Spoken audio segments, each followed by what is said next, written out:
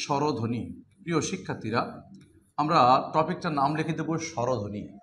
আমি একটা কথা সবসময় বলি, এখনো বলছি, আমরা যা বলি তা হলো ধ্বনি।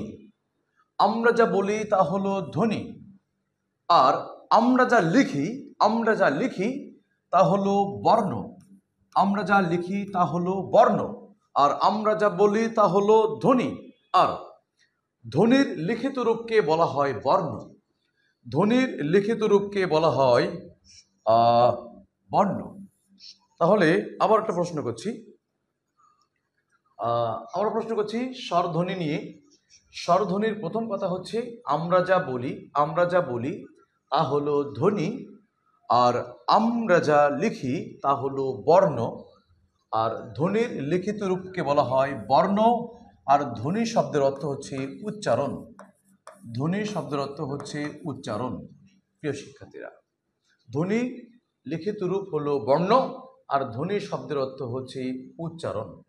প্রিয় শিক্ষার্থীরা, আমরা আলোচনা করছি স্বরধ্বনি। তাহলে প্রথম তোমাদের কাছে প্রশ্ন হচ্ছে, শুরুতেই ছড়িয়ে দিই, স্বরধ্বনি এই শব্দের মধ্যে ধ্বনি কথাটা আছে কি না।